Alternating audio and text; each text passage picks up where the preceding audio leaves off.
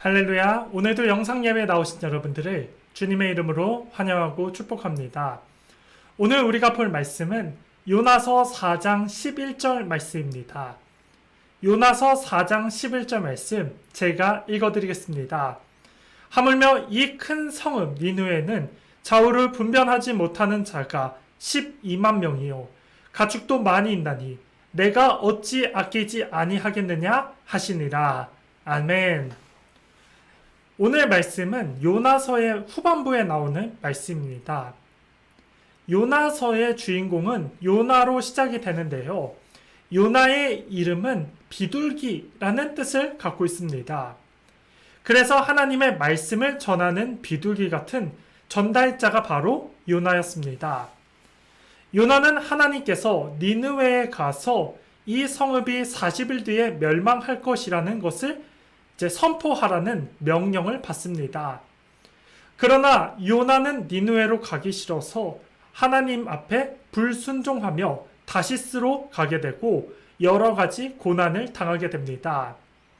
하나님께서는 풍랑도 준비하시고 큰 물고기도 준비하시면서 마침내 하나님의 계획 아래서 요나를 니느웨로 이끄십니다.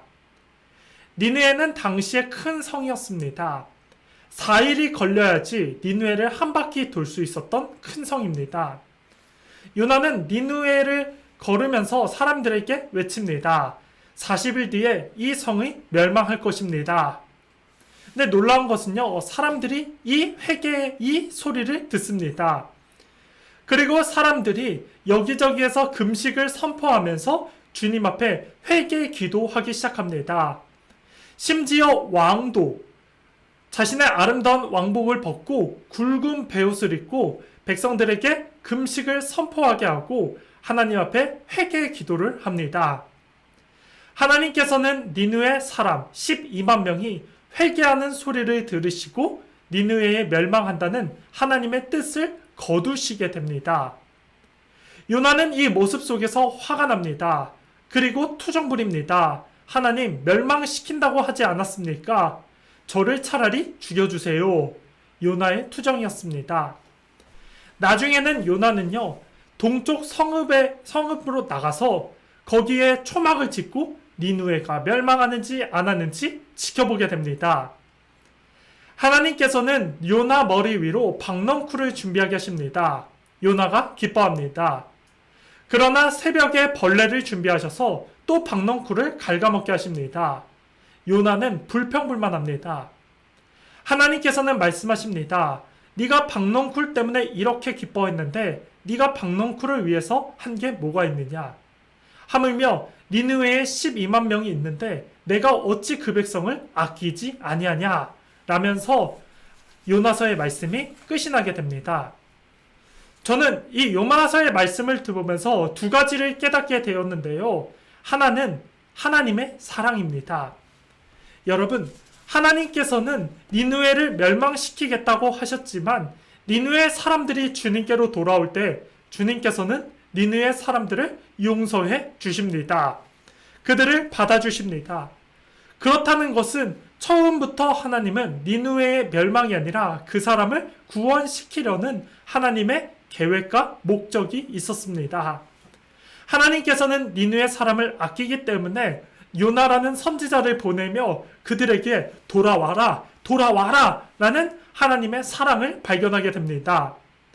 또 하나님은 요나의 인생을 돌아볼 때 요나에게 하나님이 사랑하시기 때문에 그의 투정도 들어주시고 그를 가장 안전한 길, 가장 보호하는 길에 계속해서 주님의 손길들이 있으면서 요나를 보호하며 사명의 자리까지 하나님께서 이끄시게 되는 것을 보게 됩니다.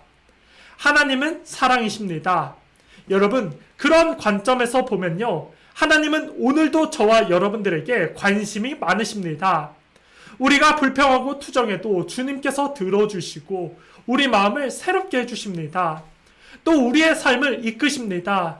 죄에 대해서는 돌아오라고, 죄 가운데서는 돌아오라고 말씀을 통해서 우리에게 돌아올 수 있는 하나님의 사랑을 보여주셨습니다. 하나님의 사랑은요, 먼 곳에 있는 것이 아닙니다. 바로 우리 가까이 있고 우리 마음에 있고 지금도 우리 이 자리에 하나님의 사랑은 언제나 흘러 넘칩니다. 여러분, 그 사랑을 발견하시기 바랍니다. 그리고 그 사랑을 반응하면서 오늘도 하나님을 더욱더 뜨겁게 사랑하고 오늘도 주님을 내 안에 모시며 사시는 여러분의 삶이 되기를 축복하겠습니다. 세상 사람 날 몰라줘도 주의 사랑은 우리를 기억하고 우리를 보호하고 우리를 영원히 지키시고 주의 사랑은 영원히 함께 하십니다. 이 사랑을 발견하시기 바라겠습니다. 아멘. 두 번째로 우리가 말씀을 보면요, 하나님의 계획은 완전합니다. 여러분, 신앙생활에서 흔들리지 말아야 될 것이 있습니다. 그것은 바로 하나님이십니다. 하나님이 우리의 인생의 전부이시고 하나님의 계획은 완벽하시고 우리는 그 뜻 아래 순종만 하면 됩니다. 아멘. 하나님의 계획 앞에 사람은요, 순종만 하면 됩니다. 여러분, 순종하지 못하는 사람들은요, 하나님이 절대자이고 하나님이 1순위라는 사실을 놓치고 살아가기 때문에 우리가 주의 뜻 아래 순종하지 못하는 것입니다. 하나님을 가장 우선으로 두지 않는 모든 것이 바로 다 죄입니다.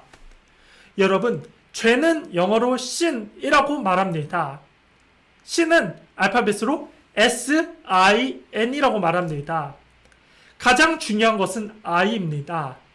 바로 이 I가 중심에 있는 것인데 하나님을 중심에 두지 않고 내가 중심에 있는 것, 그리고 하나님을 몰아내며 살아가는 것, 이 모든 행위가 다 죄입니다. 사람은 자기 중심의 죄, 자기가 우선으로 살아가면 죄에 빠지고 하나님의 관계 가운데서도 엉망으로 되고 사람과의 관계도 엉망으로 되고 내 자신과의 관계도 엉망이 되어버립니다. 그럼 고난이 찾아오고 어려움이 찾아오고 세상 붙잡으며 좀만 더 하는 삶을 살아갈 수밖에 없습니다. 그러나 제우선에 우리의 중심에 주를 모시고 하나님의 계획 안에서 주의 뜻대로 순종하며 살아가다 보면요, 하나님께서 가장 아름다운 길, 가장 복된 길, 예수와 동행할 수 있는 길, 주와 동행할 수 있는 길로 저와 여러분을 인도하십니다. 그러기에 하나님의 놀라운 사명 앞에 하나님의 놀라운 뜻 아래 반응하시며 순종하시는 여러분의 삶이 되기를 간절히 축복하겠습니다. 아멘. 시편 33편 11절에는 이렇게 고백합니다. 여호와의 계획은 완전히 서고 그의 생각은 대대에 이르리로다. 아멘. 잠언 19장 21절도요. 사람의 마음에 많은 계획이 있어도 그 걸음을 인도하신 이는 바로 하나님이시다 라고 말씀하십니다. 오직 여호와의 뜻만이 완전히 서리라. 아멘. 이사야서 32장 8절도 존귀한 자는 존귀한 일을 계획하나니 그는 항상 존귀한 일에 서리라. 아멘. 여러분, 사람의 계획은 완벽하지 못합니다. 그러다 하나님의 계획 아래 따라가며 하나님의 뜻 안에 순종하다 가다 보면요, 주님께서 모든 것 이끄십니다. 사람도 붙이시고 협력하는 손길도 붙이시고 재정도 붙이시고 은혜도 붙이시고 주가 함께 하시는 그러한 놀라운 경험도 주님께서 함께 해주시며 우리 삶 가운데 이루어 가십니다. 그러니 우리가 오늘도 말씀과 기도 가운데 주님이 주신 계획 안에 주님이 주신 뜻 안에 사시는 여러분 되기를 축복하겠습니다. 가장 복된 길은 바로 주님께서 이 지상에 명령하신 영혼 구원입니다. 전도 사명입니다. 여러분, 전도 사명을 이루어 나가시길 바라겠습니다. 만나는 모든 사람들마다 이분이 하나님이 내게 붙여주신 오늘 영혼이겠구나 생각하고 기도하고 주신 지혜로 사람들에게 주를 전하시는 여러분의 삶이 되기를 바라겠습니다. 그래서 요나가 선포했을 때 니누의 사람 12만 명이 주님 앞에 돌아왔던 것처럼 저와 여러분들도 주님 앞으로 반응하시고 주님 앞으로 돌아오시며 또 주의 말씀을 전하시는 여러분의 삶이 되기를 간절히 축복하겠습니다. 아멘. 말씀의 결론을 맺겠습니다. 하나님은 요나를 사랑하셨고 니느웨 사람들을 사랑하셨습니다. 주님께로 돌아오게 하셨습니다. 사랑으로 그들을 받아주셨습니다. 오늘도 하나님의 사랑은 저와 여러분의 삶 속에서 영원히 이루어지고 있습니다. 그 사랑에 반응하시길 바랍니다. 뿐만 아니라 오늘도 주신 하나님의 계획, 그 계획 앞에 우리가 순종하고 기도하고 반응하시면서 주의 계획 앞에 사시는 여러분 되시기를 소망하겠습니다. 가장 아름다운 계획, 영혼 구원을 이루시기 위해서 주님께 지혜도 달고 은혜를 구하셔서 오늘도 우리가 있는 위치에서 사람들을 주님께로 인도하고 전도 사명을 잘 감당하시며 오늘도 아름답게 주님 앞에 쓰임받는 여러분의 복된 삶 다 되기를 예수님의 이름으로 축복하겠습니다. 아멘.